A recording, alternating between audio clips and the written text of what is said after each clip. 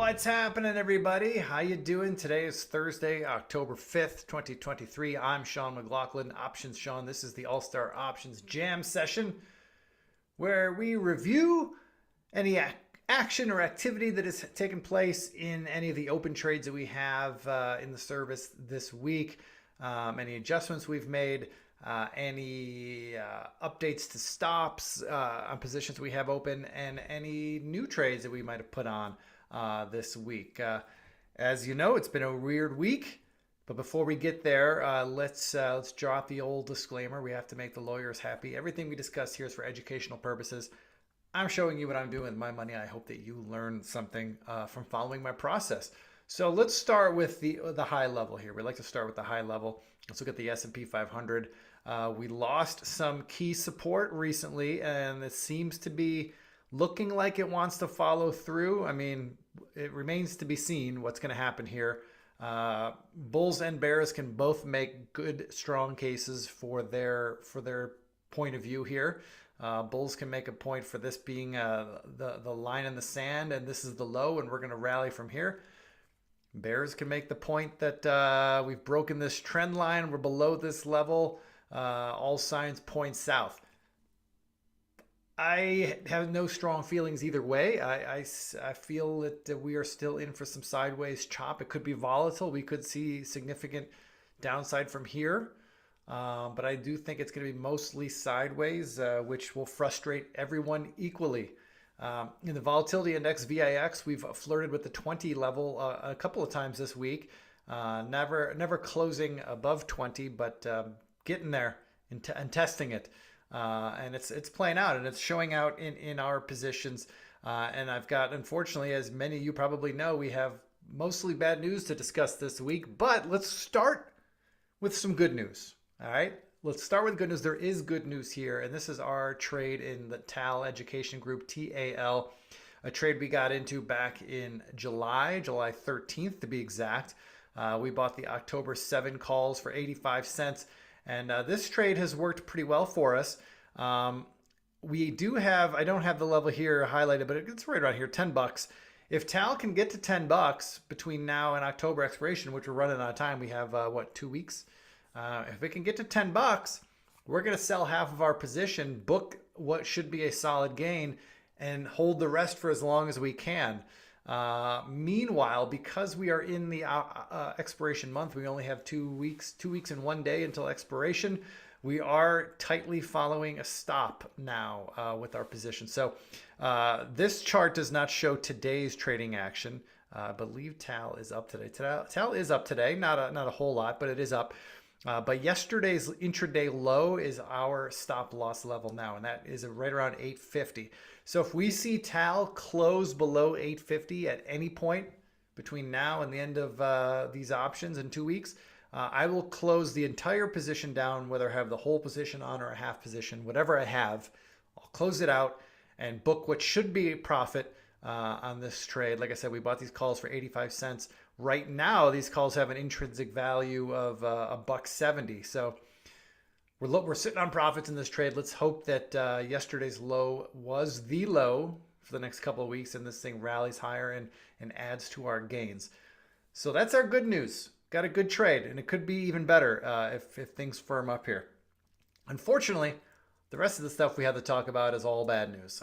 Not terrible news. Nothing's earth-shattering here, but bunch of stocks, bunch of trades. It did not work. We had to pull the ripcord on this week. Let's start with Deere, ticker DE. We had an iron condor that we put on back on September 11th, where we were short the 380 puts and the 430 calls. Well, 380 was our stop loss level, which is where our short strike was on the puts.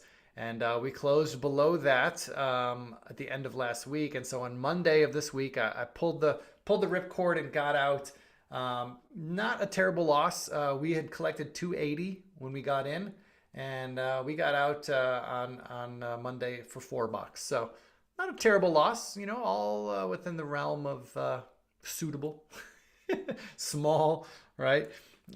Same story with Berkshire Hathaway. These next two trades were just, quick. Man, we got burned quick. Not burned, but these are trades. These next two trades were trades where they were credit trades, but we were leaning long. Okay, we were leaning not aggressively bullish, but we were thinking that last week maybe we had put in a short-term low, and Berkshire Hathaway is one of our go-to vehicles when volatility rises and market participants are getting spooked. Me and JC have gone back to the well on Berkshire numerous times over the past 18 months, selling puts at times like this, and it's always worked out. This time, it did not. We sold the 350 puts, the November 3rd weekly 350 puts. We sold those early last week on September 27th. We collected $5 for them. Well, we had to get out on Tuesday because Berkshire did close below 350, below our level. And we got out for 805. So sold them for 5, got out for 805. It's a loss. It stings, but again, within the realm of an acceptable loss, not too large.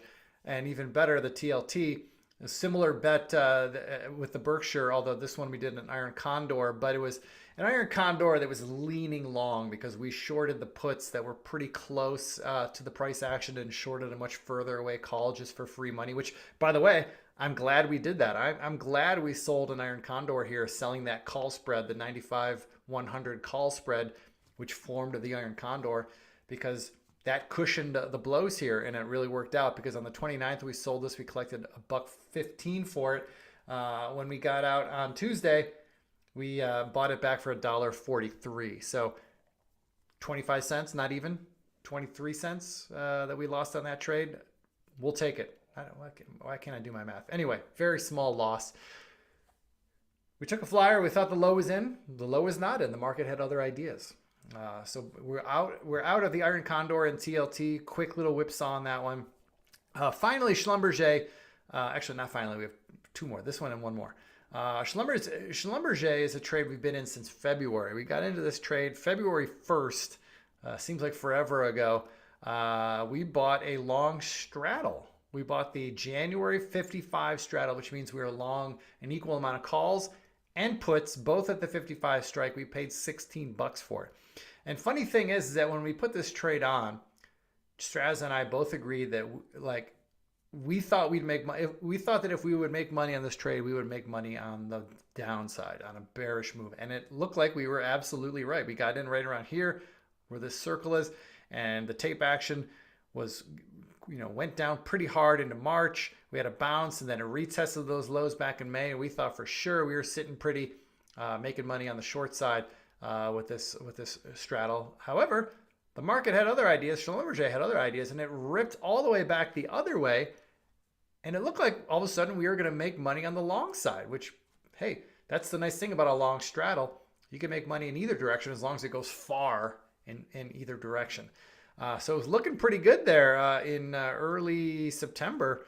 Thought we might actually squeeze a profit. We had a profit target. We wanted to sell. We weren't being greedy with this spread, by the way. We had an order to sell this at $20.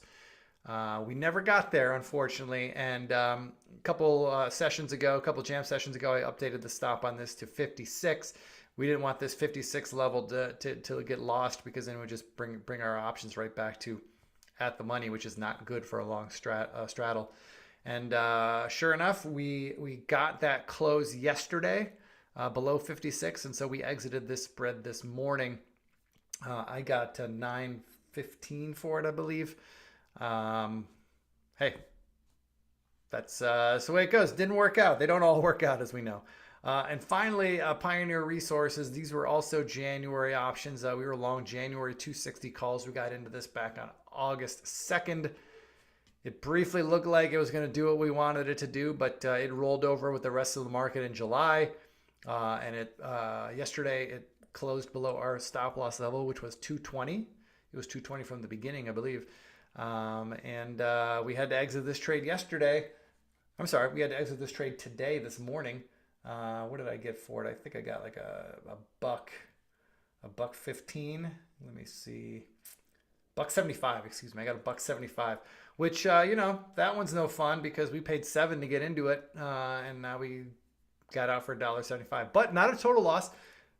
Like I always say, I bought as many contracts as I could afford, such that if I took a total loss on the trade, it would only amount to right around 1% of my portfolio. So the fact that I lost less than the maximum means I lost less than 1% of my portfolio. And that's really the name of the game when you're in losing trades.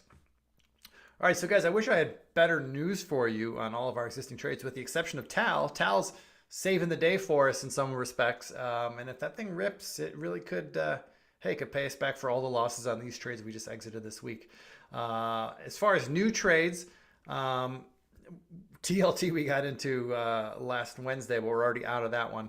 The other two trades we've put on, I'm sorry, TLT we put on Friday, and whipsawed out of that one real quick. So we've already talked about that. The other two trades we've put on since the last jam session are delta neutral credit spreads in XLY, which is the consumer discretionary ETF, and the large cap technology sector ETF XLK.